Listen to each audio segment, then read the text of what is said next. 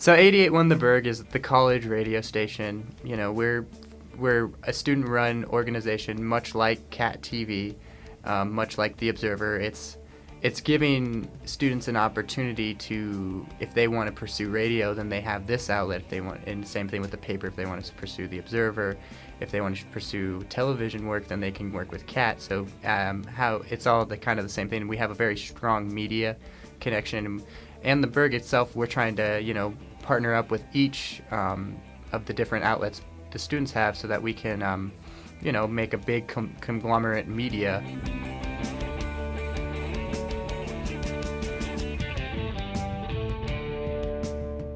I'm Nick Snyder. I work here at 88.1 The Berg as a core staff assistant and a volunteer DJ. I have a show on Saturday nights, which is a classic rock show. It's called Crowd Control with Nick Riot. Nick Riot being my DJ name. I play 60s, 70s, and 80s. Basically, whatever I'm feeling that day is what people get to hear. I like the Steve Miller Band. Fly Like an Eagle is my favorite song. I always play it, like almost every week I play it on my show. It's great. A lot of the DJs do a lot more show prep than I do. I do show prep, but I kind of just, again, go with what I'm feeling. So, Steve Miller Band I like a lot. I like Pink Floyd. I like Led Zeppelin. Obviously, the very stereotypical classic rock bands and whatnot. So that's what I enjoy. Every week I start my show the same way. I start out with AC/DC, and that's kind of how I get myself going. AC/DC is a really great band for the classic rock genre because they have really good ramps, which is, a ramp is when you hear the DJ talking over the music before lyrics start. That's what AC/DC, they have great ramps. Every song they have has a huge ramp, and you can just build it up like 88.1 The Berg, you're listening to Nick Riot, this is Crowd Control, it's Saturday night, 8 to 10, taking over the airwaves. That's kind of my one thing that I constantly do.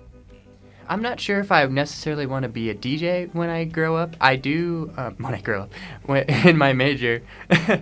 My major is broadcast journalism, so I do want to work possibly at a radio station, a television station. I'm not really sure if I want to be in front of the camera, behind the camera, in front of the mic, in the production side. I'm really, really torn, but I do really enjoy my time here at the Berg.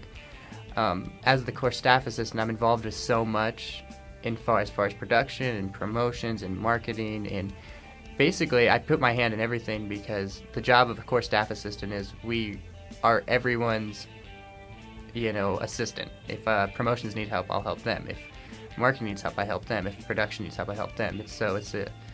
We're just here to support the radio station and make everybody happy, basically. This is my main job, so, hopefully it does take me somewhere one day that I can work for a big-time station in Seattle or Los Angeles, San Diego, something. I'm trying to get away from the college radio, obviously. We've all always listened to radio since we were little kids, and I always listened to radio, and I always used to listen to a guy named Paul Harvey, actually. My dad used to listen to him, and he does stories over there, and I always used to listen to that, and I'd be like, well, I could do that. And actually, I was at the bar, and I was singing karaoke, and I met my friend Kurt at that time, and he told me, I was like, oh, what do you do for a living? He's like, oh, I work at the radio station. I was like, well, that's something I've always wanted to do. He's like, well, you've got a great voice, so why don't you try it out? And 3 weeks later, I was in training, so it kind of all fell together. It was really random, and I wasn't expecting it. I did not. When I first started at Central, I had no direction where I was going. And I thought that radio would be a good idea because I'm just not afraid of public speaking. I've never been afraid to voice my opinion, so having that fear that is non-existent for me, basically, it was really easy to just step right in and start working.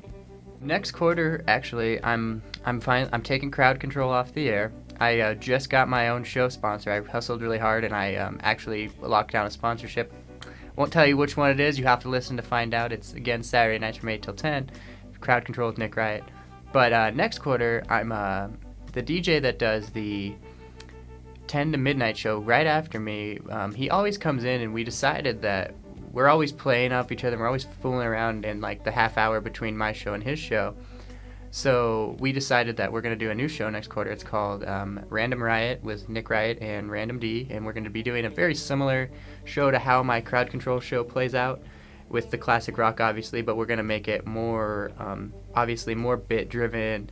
It's going to be it's a two-host person show, and we're the only show that is going to be co-hosted late night. There is no other shows on the Berg that are late night co-hosted, and typically it's only co-hosted shows are in the mornings and during the week. So we got lucky, and I greased some wheels and was able to talk to our operations director so that we could get that Saturday night show as a team, which is kind of a big deal. So basically, if you're a volunteer DJ, this is it's like an internship. You're working every single day to improve yourself as an individual, but also, help the radio station become more recognized. We're always looking for more people to help. We always need volunteers. There's always that need. Yes, there is a vigorous screening process when you do try to start here. You do have to have, you have to be outgoing, you have to be motivated. You can't just expect to have a show. You have to work for it. But it's worth it. All the work that I've ever put in here is worth every second.